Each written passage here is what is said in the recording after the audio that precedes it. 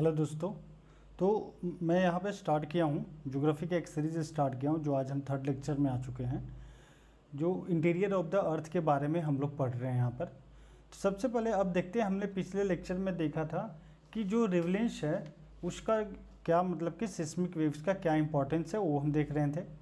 तो हमने डायरेक्शन में बताया था, जैसे मान लो कि पहले हमने बताया था कि जो वेव्स होते हैं जो अर्थ क्यूब से निकलते हैं, जो वेव्स निकलते हैं वो दो टाइप के वेव्स होते हैं, एक सरफेस वेव होते हैं, एक बॉडी वेव्स होते हैं। ठीक है, बॉडी वेव्स हमने दो टाइप का बताया था। ठीक है, क्या बताया था? एक पी वेव्स और एक S waves. P force primary waves और सेकेंडरी वेव्स। इस साउंड वेव जैसा से है, जो साउंड वेव्स में जो लॉन्गिट्यूडनल वेव्स का टाइप है। ठीक है, और यहाँ पर एस वेव जो लाइट वेव के सिमिलर है और ट्रांसवर्स है, जो परपेंडिकुलर प्रोपोगेट करता है और यहाँ पैरेलली प्रोपोगेट करता है। ये सब चीज़ें हमने बता दिया था। सरफेस वेव जो होते हैं दो टाइप के, आर वेव्स और एल वेव्स। तो एक बार मैं एनसीईआरटी से मैं आपको दिखाता हूँ कि कैसे जो है बॉडी वेव्स है वो प्रोपोगेट करते हैं। तो यहाँ पर आप देख सकते हैं कि जो पी वेव्स हैं, ठीक है, जो पी वेव्स हैं वो कैसे यहाँ प्रोपोगेट कर रहे हैं। जैसे पी वेव्स हैं वो क्या है, सिंपली एक जो प्राइमरी वेव्स है वो आपस में क्या कर रहे हैं, एक दूसरे को पैरेलली जो सामने वाले पार्टिकल को वो क्या कर रहे हैं, वो बस डिस्टर्ब कर रहे हैं, मैंने सामने वाले पार्टिकल को उस वैसे मूव कर रहे हैं।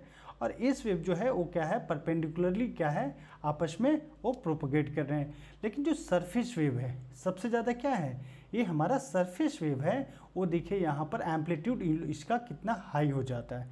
ठीक है, ये एनसीईआरटी का फिगर है, एक देख सकते हैं अर्थ क्यूब वेव्स के। ठीक है, तो आगे हम चलते हैं, जो हमने बताया था कि डायरेक्शन कैसे चेंज होता है। तो डायरेक्शन चेंज होने से क्या हमारे पे जो क्या फ़र्क पड़ता है वो देखते हैं। तो सबसे पहले हमने देखा था कि दो चीज़ें दिखाया था आप लोगों को कि एक जो हमारा रिफ्लेक्शन है, रिफ्लेक्शन क्या होता है, एक ऐसे यहाँ पर लाइट देख रहे हैं, लाइट आ रही है वापस में ये बाउंस बैक चली जा रही है, इसको हम लोग बोलते थे रिफ्लेक्शन। लेकिन जब यहाँ पर हम देखते हैं लाइट जो है एक मीडियम से दूसरे मीडियम में आ जाती है, उसको रिफ्रैक्शन बोलते हैं। बट यदि ये लाइट जो है यहाँ से आती है, ये डेंसर मीडियम, ये पहले रेयर मीडियम था, मतलब डेंसिटी कम था, यहाँ पर डेंसिटी ज़्यादा है क्योंकि ग्लास स्लैब है। अब ग्लास स्लैब से क्या हो रहा है, एक फिर से यहाँ मान लो कि एयर ही है। ठीक है, एयर है, इसका क्या है, डेंसिटी क्या है, कम है, मतलब रेयर मीडियम है। तो यहाँ पर जो हमारा एक नॉर्मल है, ये हमें क्या होना चाहिए था, ये जो लाइट का जो है ऐसे आना चाहिए था, लेकिन ये क्या होता है, अवे फ्रॉम द नॉर्मल चली जाती है। ठीक है, इस प्रोसेस को हम लोग बोलते हैं रिफ्रैक्शन। क्या बोलते हैं, रिफ्रैक्शन। ठीक है, और ये प्रोसेस जो है, ये फिनोमिना है, उसको हम बोलते हैं रिफ्लेक्शन। तो हम देखते हैं यहाँ पर कि रिफ्रैक्शन का हमारे जो है अर्थ क्यूब में क्या हमारा यहाँ इंपॉर्टेंस है। तो ठीक है, डायरेक्शन जो चेंज होता है, refracted as the waves are refracted can concluded that earth is made of different materials. ठीक है, different materials of different density. मतलब जब हमारा जो वेव्स जनरेट होते हैं अर्थ के इंटीरियर में, वहाँ से जो वेव रिलीज होते हैं, वे वेव्स जब बॉडी के अंदर मतलब अर्थ के इंटीरियर में ट्रेवल करता है, तो कैसे उसका डायरेक्शन जो है चेंज होता है, उस डायरेक्शन से हमें क्या इन्फॉर्मेशन मिलता है, ये पता चलता है कि अर्थ जो है डिफरेंट मटेरियल से बना हुआ है और डिफरेंट डेंसिटी से बना है।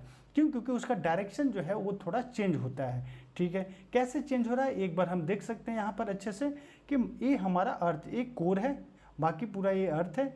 जैसे ये मान लीजिए कि पी वेव है, ठीक है, तो पी वेव से जो हमारा यहाँ पर क्या आ रही है, ऐसे जो है वेव्स यहाँ पर रिलीज हो रही है। तो वेव यहाँ आकर यहाँ पर क्या है, कोर के आउटर लेयर में क्या है, कोर के आउटर लेयर में हमारा क्या है, वो हमारा लिक्विड मटेरियल है। तो यहाँ पर क्या होता है, रिफ्रैक्शन। क्यों? क्योंकि यहाँ जो है एक मतलब आउटर कोर के ऊपर में यदि देखें तो यहाँ पर क्या हमारा है, नॉर्मली जो देखते हैं वो हमारा है डेंसिटी यहाँ पर हाई होगा, और यहाँ आउटर कोर है वहाँ लिक्विड में है तो उसका डेंसिटी लो होगा। मतलब डेंसर से रेयर में आ रहे हैं तो क्या होगा, हमारा अवे फ्रॉम द नॉर्मल जाएगा, मतलब कि यहाँ जो वेव्स है वो क्या हो जाएगा, away from the normal, refraction होगा। तो रिफ्रैक्शन हो रहा है, इसका मतलब क्या हो रहा है कि मीडियम चेंज हो रहा है। रिफ्रैक्शन कब होता है, जब जो है मीडियम चेंज होता है तो यहाँ पर रिफ्रैक्शन होता है। ये फिनोमिना है हमारा। तो सिंपली हमें पता चल रहा है कि रिफ्रैक्शन हो रहा है यहाँ पर। इसका मतलब है कि जो हमारा अर्थ का इंटीरियर वाला पार्ट है, आउटर कोर, वो क्या है, हमारा लिक्विड इन नेचर है, मतलब कि अलग मटेरियल से बना हुआ है। ठीक है, अब यहाँ पर ये आप समझ गए, रिफ्रैक्टेड से ये हमें मतलब पता चल रहा है। अब हमारे फिफ्थ पॉइंट में क्या है कि शैडो जोन। शैडो जोन में हम देख रहे हैं कि there are the zones where seismic waves are not recorded. जो शैडो जोन्स है, शैडो जोन्स कैसे बनते हैं ये हमें समझना होगा पहले, कि शैडो जोन्स का मतलब बस ये है कि वहाँ पर जो है सिस्मिक वेव्स रिकॉर्ड नहीं होते हैं, मतलब सिस्मिक वेव्स पहुंच ही नहीं पाते हैं, उस जोन को हम बोल देते हैं शैडो जोन। जैसे यहाँ पर देखते हैं, पहले हम पी वेव्स का देखते हैं। पी वेव शैडो जोन देखते हैं तो जो हमारा पी वेव शैडो जोन बनता है 105 डिग्री से 145 डिग्री तक। ठीक है, और फिर एक दो जोन बनता है देखा जाए पी वेव्स का। पी वेव्स के कारण एक इस साइड बनता है और हमारा एक यहाँ पर भी 105 डिग्री से 145 डिग्री तक शैडो जोन बनता है। यहाँ पर ये शैडो जोन नहीं बन रहा है, यहाँ पर जो रिकॉर्ड होते हैं। कैसे हो रहा है, यहाँ से मान लीजिए कि ये जो हमारा है अर्थ है, ठीक है, यहाँ से अर्थ क्यों हुआ, यहाँ से जनरेट हुआ, मतलब फोकस हुआ है ऐसे, तो यहाँ से बहुत सारे जो हैं ये तो सरफेस पे पहुँच गए। क्यों, क्योंकि प्राइमरी वेव जो है वो क्या होता है, तीनों मीडियम में क्या होता है, हमें क्रॉस करता, मतलब ट्रेवल करता है। तो प्राइमरी मीडियम में तो कोई स्पीड हो सकता है, स्लो हो, ठीक है, लेकिन ये सारे मीडियम में क्या होता है, ट्रेवल करता है। लेकिन जैसे ये आउटर कोर पे आता है, आउटर कोर पे आते ही यहाँ पे रिफ्रैक्शन होता है। इसको ऐसे ऐसे आना चाहिए और ऐसे जाना चाहिए था, लेकिन ऐसे न जाकर क्या होता है, यहाँ पे रिफ्रैक्शन होता है। फिर यहाँ पर आने से जैसे ही आउटर कोर से बाहर आना चाहता है तो फिर से रिफ्रैक्शन होता है। मतलब कि ये जो 105 डिग्री से 145 डिग्री तक है, इस एरिया में, इस जोन में कोई भी जो सिस्मिक वेव है वो रिकॉर्ड ही नहीं होता पी वेव में।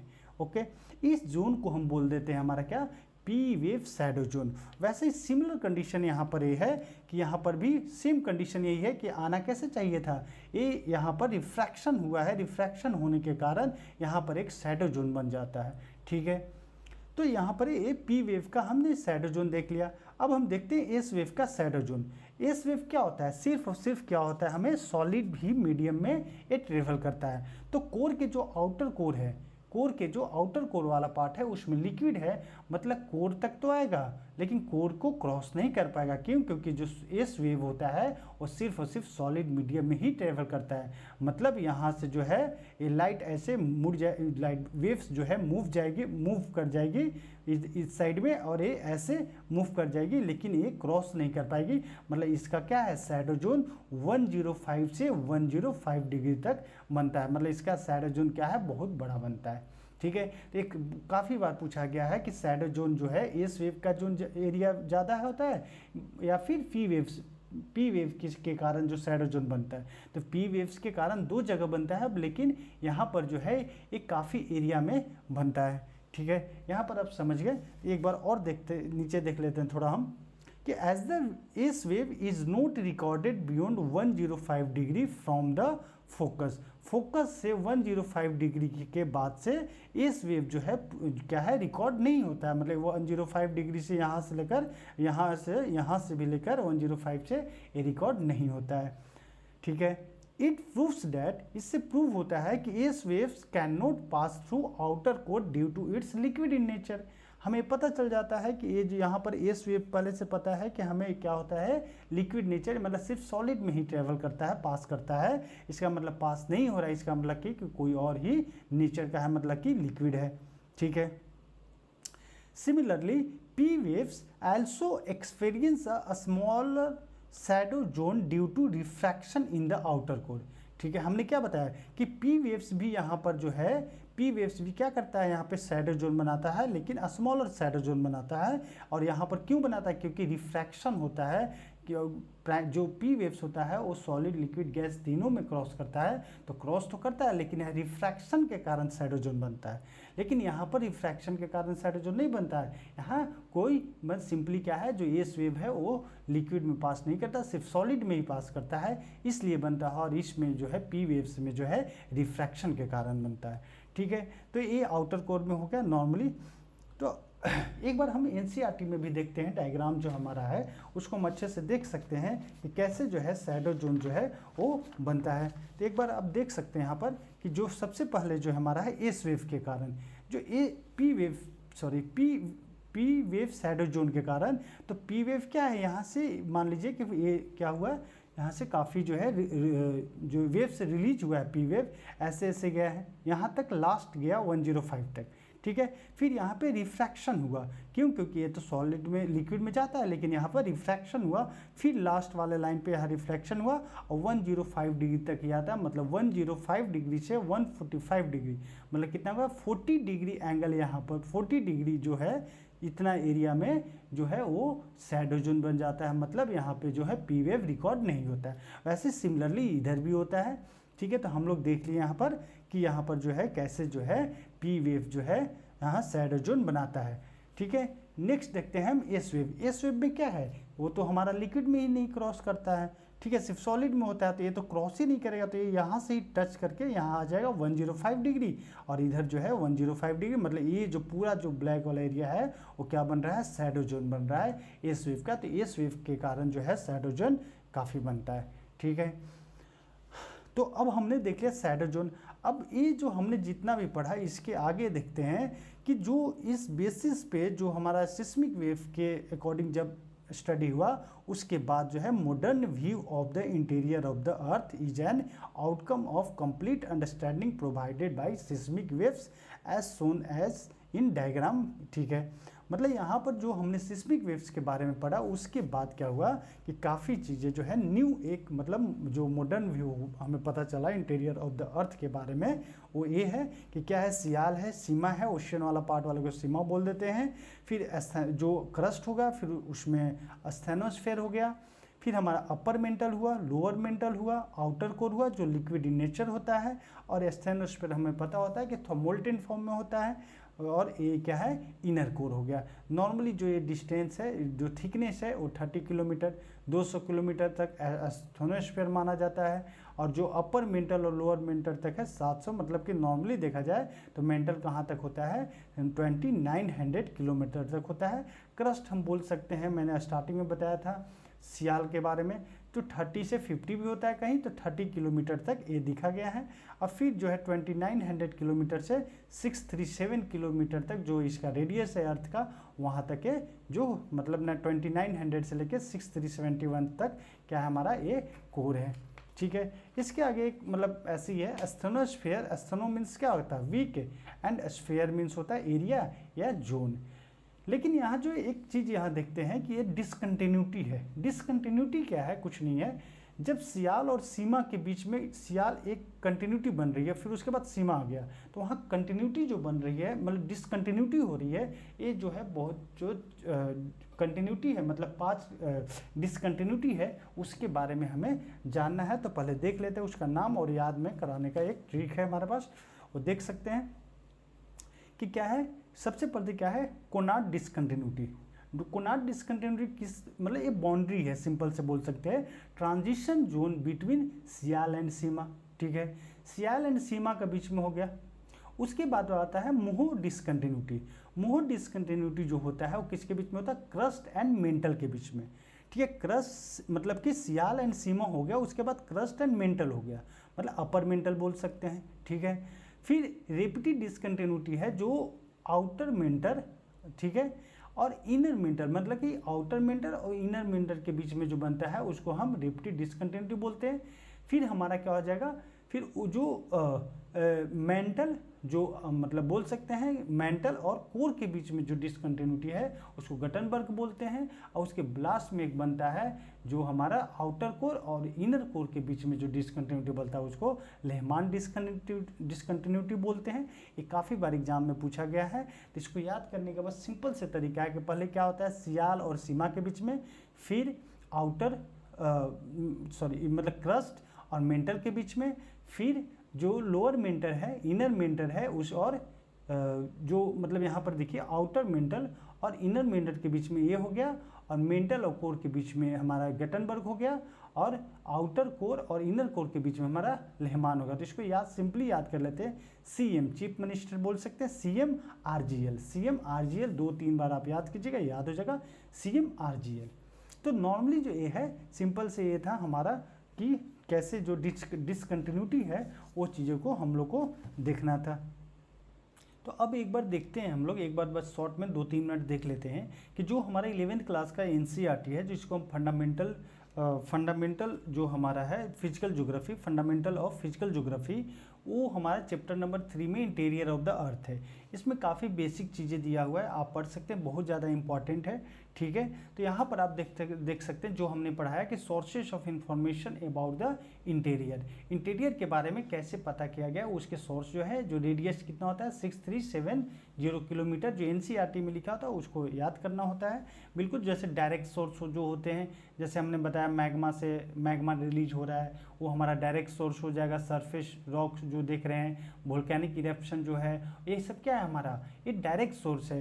या माइनिंग कहीं हो रहा है, वहाँ जाकर देख लें, ये सब क्या हमारा है, डायरेक्ट सोर्स है। लेकिन वो सब हमारा क्या हो गया, डायरेक्ट सोर्स हो गया। और दूसरा हम देख सकते हैं कि इनडायरेक्ट सोर्स है।